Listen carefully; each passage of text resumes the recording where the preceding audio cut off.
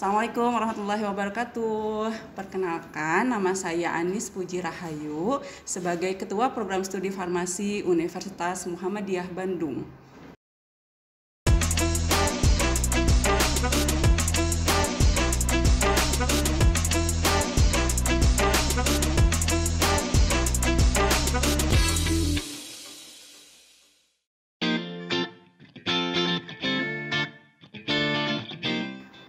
Apa sih program studi farmasi? Ya, kalau kita dengan farmasi identik dengan apa itu farmasi? Nah, pasti udah tahu kan ya jawabannya, dengan obat gitu ya.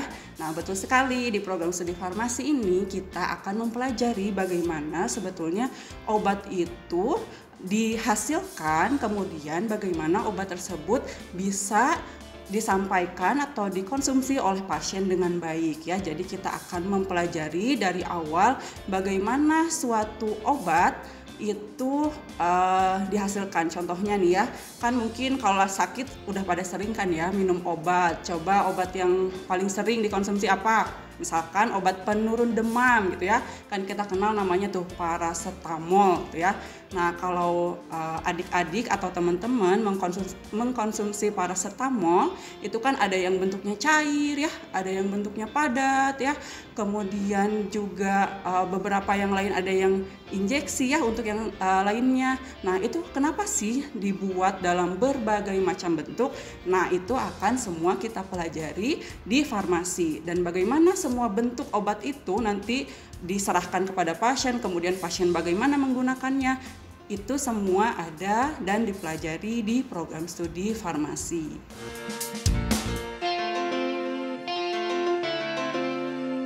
Ya, selain obat, banyak sekali bidang farmasi itu sangat luas sekali ya. Jadi kalau kita belajar farmasi, ada yang dikenal namanya adalah sediaan farmasi ya. Di mana sediaan farmasi itu termasuk ke dalamnya obat ya yang tadi sudah kita bahas, kemudian juga bahan obatnya. Bahan obat itu artinya paracetamolnya. Gimana sih cara buat paracetamolnya gitu ya sebelum dijadikan sirup paracetamol misalkan gitu ya.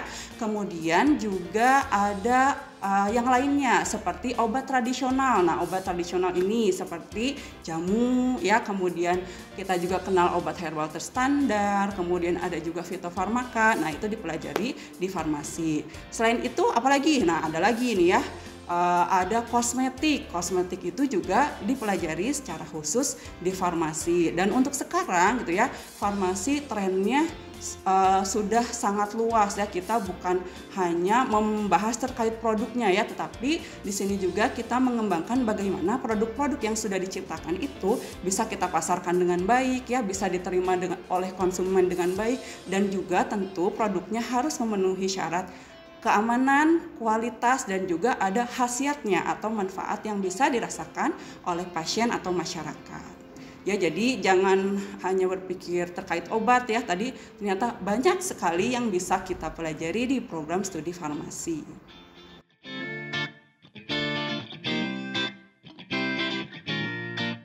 Kalau kita mau bilang sulit itu relatif ya, semuanya kalau sulit relatif. Kita harus lihat pembandingnya gitu ya. Mau dibandingkan dengan apa dulu nih ya? Kalau misalkan dibandingkan dengan mempelajari sekarang yang mudah bagi kalian mungkin yang langsung berkomunikasi dengan pasien ya, maksudnya ilmu farmasi kan masuk ke dalam ilmu sains ya.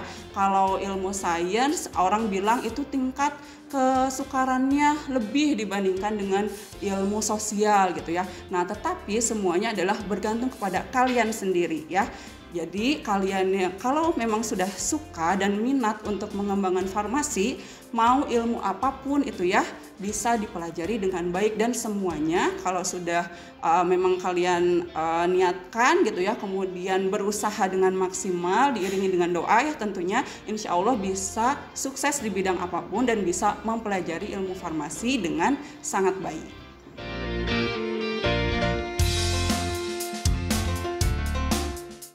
Ya, untuk farmasi di UM Bandung kami memiliki kurikulum yang sudah terstandar ya. Jadi Jika kalian masuk ke dalam prodi farmasi UM Bandung, apa yang dipelajari di prodi farmasi ini sama dengan seluruh prodi yang ada di luar UM Bandung ya, mau di yang negeri gitu ya ataupun dari swasta. Kalau misalkan kalian bercerita, Bu, saya pengennya masuk farmasi yang di PTN gitu ya.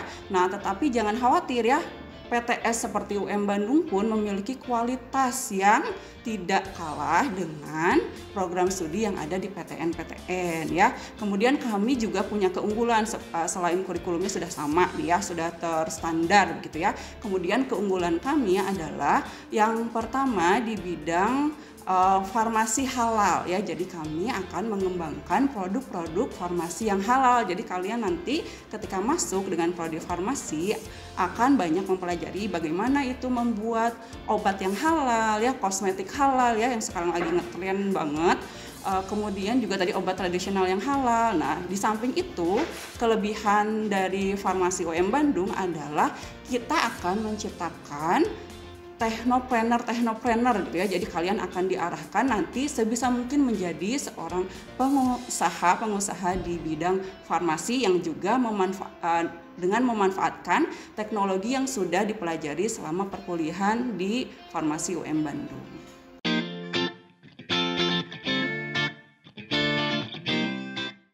Baik, jika kalian sudah menempuh pendidikan S1 farmasi, itu nanti dikenal dengan yang namanya tenaga kefarmasian ya. Jadi memang untuk regulasinya di Indonesia, seseorang yang telah menempuh S1 farmasi itu masuk ke dalam tenaga kefarmasian. Nanti dibagi menjadi dua ya, ada apoteker dan ada juga tenaga teknis kefarmasian yang masing-masing memang memiliki jenjang tanggung jawab ya dan juga pelaksanaan kerja yang berbeda gitu ya.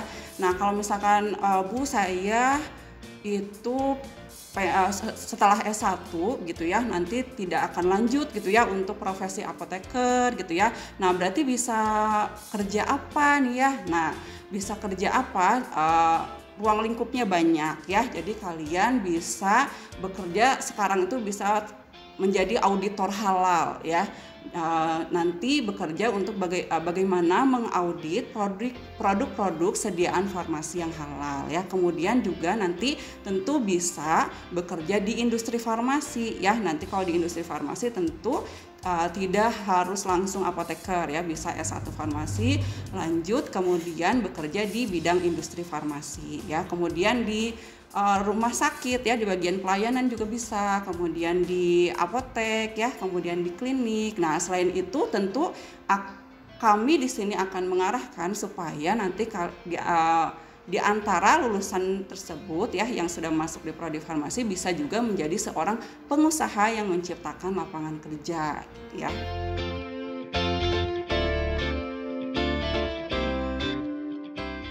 Untuk di industri farmasi itu biasanya terbagi menjadi 3 bagian besar ya.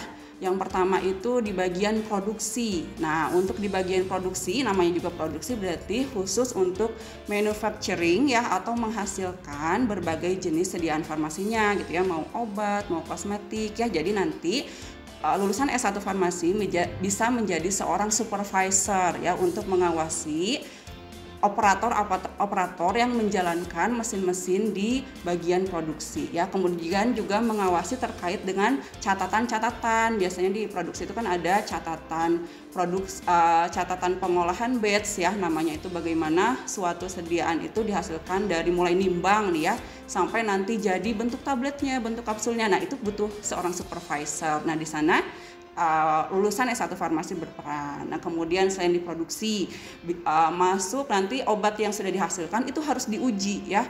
Kita harus melakukan pengujian supaya bisa memastikan bahwa tadi obatnya itu memang beneran loh itu bisa menghasilkan khasiat ya, kemudian juga bermutu dan juga aman. Nah, untuk yang melakukan pengujiannya itu ada namanya bagian QC ya, atau quality control. Nah, kalau di bagian quality control berarti salah satu skill atau keahlian yang harus dikuasai itu adalah menggunakan peralatan-peralatan gitu ya untuk melakukan uji-uji ya. Jadi obatnya diuji pakai peralatan ABCDEF gitu ya. Nah, dan itu semua peralatannya juga akan dipelajari di prodi S1 Farmasi. Nah, kemudian satu bagian lagi, tadi kan baru 2 ya, yang ketiga adalah bagian quality assurance atau penjaminan mutu. Kalau di bagian ini lebih kepada memeriksa dokumen-dokumen dari bagian produksi, dari bagian QC ya, nanti bagian quality assurance ini yang kemudian mempunyai kewenangan untuk menyatakan bahwa obatnya itu lulus uji, lulus semua persyaratan dan bisa didistribusikan ke pedagang besar farmasi, kemudian nanti ke apotek, ke klinik, dan nanti tiba di pasien ya.